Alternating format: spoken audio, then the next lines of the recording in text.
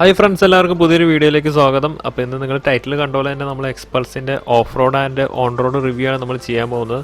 അപ്പോൾ അത്യാവശ്യം ഓഫ് റോഡിന് പറ്റിയ സ്ഥലത്താണ് നമ്മൾ ഇന്നുള്ളത്. ഇതിനു മുമ്പ് ചെയ്തേക്കുന്ന എക്സ്പൾസിന്റെ വാക്കറൗണ്ട് വീഡിയോയ്ക്ക് നിങ്ങൾ എല്ലാവരും നല്ലൊരു സപ്പോർട്ടാണ് തന്നത്. അതിന് എല്ലാവർക്കും നല്ല താങ്ക്സ് ഉണ്ട്. വീഡിയോ കാണാത്തവരെ ഞാൻ ഡിസ്ക്രിപ്ഷനിൽ കൊടുത്തേക്കാം. എല്ലാവരും വീഡിയോ കാണുക.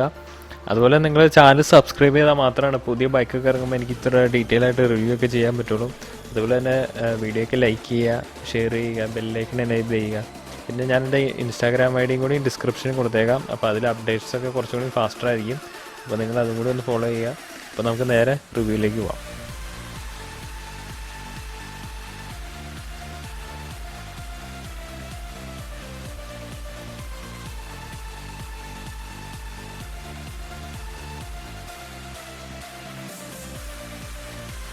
ഹാൻഡിൽ നോക്കുകയാണെങ്കിൽ എക്സ്പൾസിൻ്റെ ടൂറിംഗ് മോഡലായ 200T ആയിട്ട് സിമിലർ ആയിട്ടൊരു ഹാൻഡിലാണ് വരുന്നത്.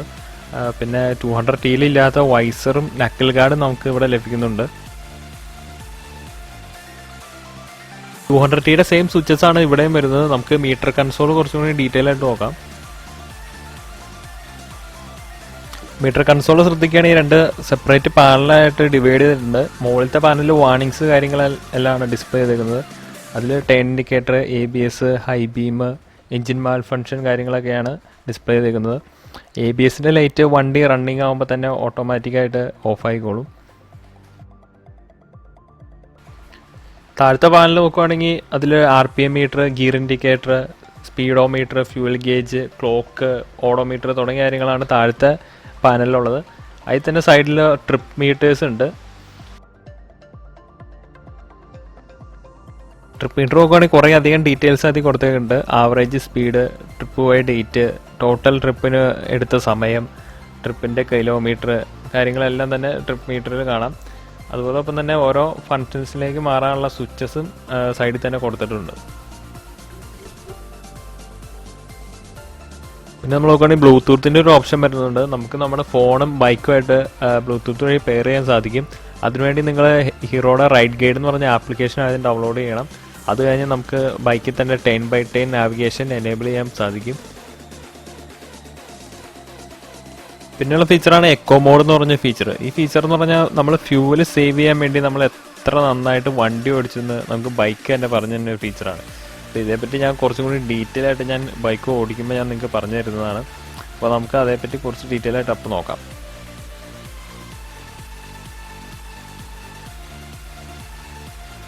അപ്പോൾ വണ്ടി നമുക്കൊന്ന് ഓടിച്ചു നോക്കാം. ഷൂവിന് കുറച്ചുകൂടി ഗ്രിപ്പ് കിട്ടാൻ വേണ്ടി ഞാൻ ഈ റബ്ബറിൻ്റെ പെക്സൊക്കെ ഒന്ന് റിമൂവ് ചെയ്യുന്നുണ്ട്.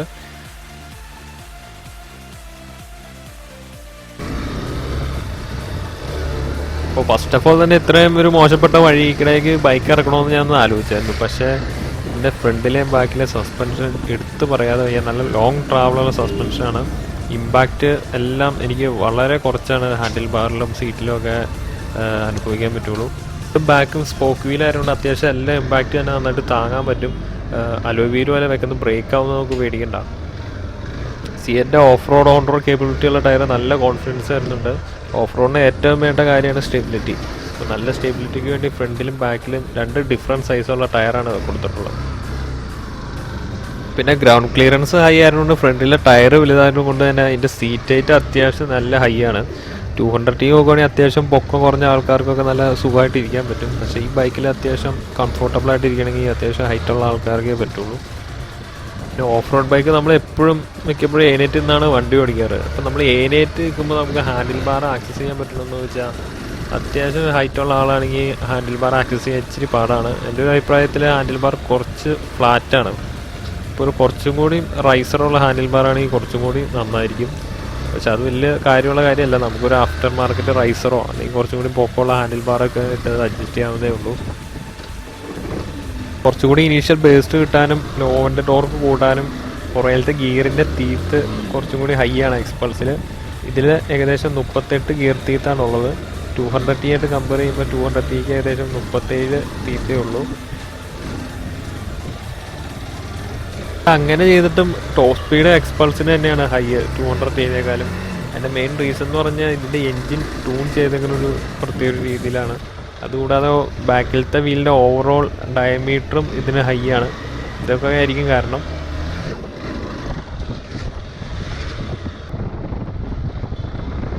സീറ്റ് നോക്കുകയാണെങ്കിൽ 200Tനേക്കാളും കുറച്ചും കൂടി കംഫർട്ടബിൾ സീറ്റായിട്ടാണ് എനിക്ക് തോന്നിയത്. 200T പോലെ റിപ്പർ സീറ്റല്ല വരുന്നത്. പിന്നെ എൻ്റെ മുകളിൽ അഡീഷണൽ ആയിട്ട് ചെറിയൊരു സ്ലിപ്പ് റെസിഡൻറ്റ് മെറ്റീരിയൽ വരുന്നുണ്ട്. അപ്പോൾ റൈഡറൊക്കെ ഇരിക്കുമ്പോൾ കുറച്ചും കൂടി ഗ്രിപ്പ് കിട്ടാൻ വേണ്ടിയാണ് ഈ സംഭവം ഉള്ളത്. 200Tനേക്കാളും കുറച്ചുകൂടി സോഫ്റ്റർ ആയുള്ള സീറ്റാണ്, കംഫർട്ടബിളാണ്. പക്ഷേ ലോങ് ഒക്കെ പോകാൻ വേണ്ടി മാത്രം അത്ര നല്ല കംഫർട്ടബിൾ എന്ന് പറയാൻ പറ്റില്ല. കുറച്ചും കൂടി ഒന്ന് ഫ്ലാറ്റും കുറച്ചും കൂടി വൈഡൊക്കെ ആവുകയാണെങ്കിൽ ലോങ് ഒക്കെ പോകുമ്പോൾ കുറച്ചും കൂടി അടിപൊളിയാവുമായിരുന്നു. വണ്ടിയുടെ എഞ്ചിൻ വരുന്നത് 200cc air cooled tool valve single cylinder OHC എഞ്ചിനാണ് വരുന്നത്. വണ്ടിയുടെ മാക്സിമം പവർ 8000 RPM 18 PS പവറാണ്. മാക്സിമം ടോർക്ക് എന്ന് പറയുന്നത് 6500 RPM 17 Nm.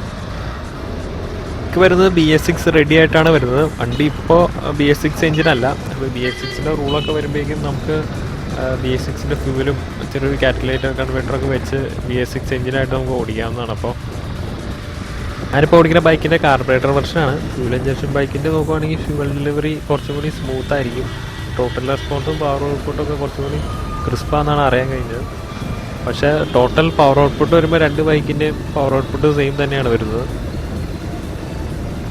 ഇങ്ങനെ കാര്യങ്ങൾക്കൊക്കെ കുറച്ചും കൂടി FA വേരിയൻ്റാണ് നല്ലത്. അപ്പോൾ നിങ്ങൾക്കറിയാം കുറച്ച് ഹൈറ്റിലൊക്കെ പോകുമ്പോൾ ഓക്സിജൻ്റെ അളവിനൊക്കെ ചെറിയ വ്യത്യാസം ഉണ്ടാകും.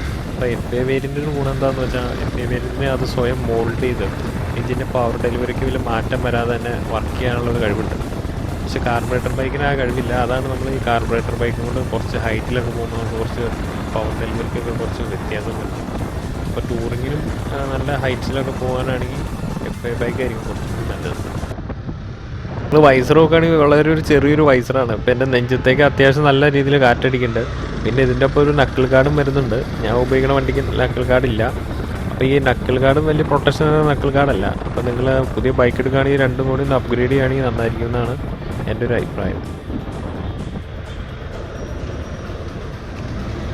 ഇതിലെ ബാക്കിലെ ടയർ തമ്മിലുള്ള ഡിസ്റ്റൻസ് ആയതുകൊണ്ട് നമുക്ക് ഈ റോട്ടിലൊക്കെ ഇങ്ങനെ കുറച്ചൊന്ന് വെട്ടിച്ചൊക്കെ പോകാൻ കുറച്ച് ബുദ്ധിമുട്ടാണ് എക്സ്പൾസിൽ. അങ്ങനെയുള്ള കാര്യങ്ങൾക്കൊക്കെ 200D ആണ് കുറച്ചും കൂടി കോൺഫിഡൻസ് വരുന്നത്. എക്സ്പൾസിൻ്റെ ടയർ കുറച്ചും കൂടി ഓഫ് റോഡിനും കൂടി ഫോക്കസിന് വേണ്ടി ചെയ്ത ടയറായതുകൊണ്ട് റോട്ടിലെ ബ്രേക്കിംഗ് നോക്കിയാണെങ്കിലും 200D ആണ് കുറച്ചും കൂടി ബെറ്റർ. വണ്ടി നല്ല സ്മൂത്താണ്, ഹൈവേയിൽ നല്ല സ്റ്റേബിളാണ് ബൈക്ക്. പിന്നെ നിങ്ങളുടെ ഹൈറ്റ് ഓക്കെ ആണെങ്കിൽ വളരെ നല്ല ഫ്രണ്ട്ലി മോട്ടോർ സൈക്കിളാണ് എക്സ്പൾസ്. അപ്പോൾ ടയറും റോഡും തമ്മിലുള്ള ഗ്രിപ്പ് നോക്കുകയാണെങ്കിൽ അത്യാവശ്യം നല്ല ഗ്രിപ്പാണുള്ളത് ഡ്രൈ സർഫസിൽ. നിങ്ങൾ വെറ്റ് സർഫസിൽ ഓടിക്കുമ്പോൾ കുറച്ചൊന്ന് ശ്രദ്ധിച്ച് ഓടിക്കേണ്ടി വരും. ഓഫ് റോഡ് കേപ്പബിലിറ്റിയും കൂടി ഉള്ള ടയറായതുകൊണ്ടാണ് ഞാൻ ഇങ്ങനെ പറയാൻ കാരണം.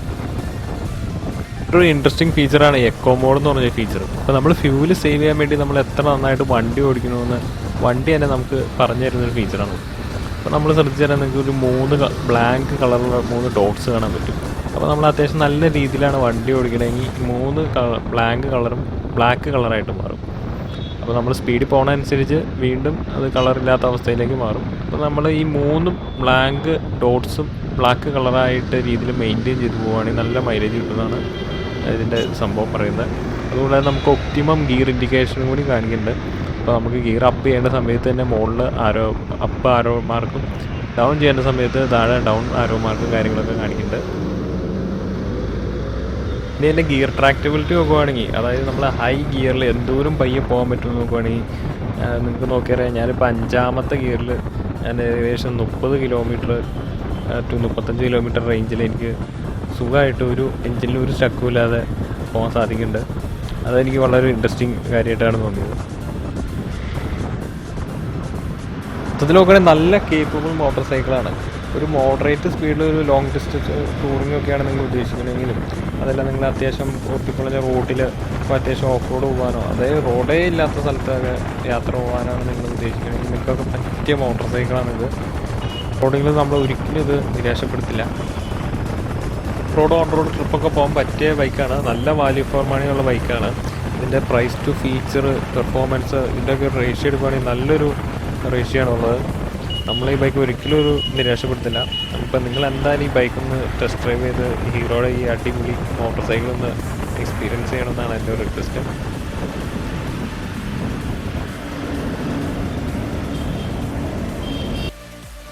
അപ്പോൾ friends, thanks for watching this video. അപ്പോൾ നിങ്ങളെല്ലാവരും നമ്മുടെ ചാനൽ സബ്സ്ക്രൈബ് ചെയ്താൽ മാത്രമാണ് പുതിയ ബൈക്കൊക്കെ ഇറങ്ങുമ്പോൾ നമുക്ക് ഇതുപോലെ ഡീറ്റെയിൽ ആയ റിവ്യൂ ഒക്കെ ചെയ്യാൻ പറ്റുള്ളൂ. അപ്പോൾ നിങ്ങളെന്തായാലും ചാനൽ സബ്സ്ക്രൈബ് ചെയ്യുക, ഫ്രണ്ട്സിനൊക്കെ ഒന്ന് ഷെയർ ചെയ്ത് കൊടുക്കുക. വീഡിയോ ലൈക്ക് അടിക്കുക.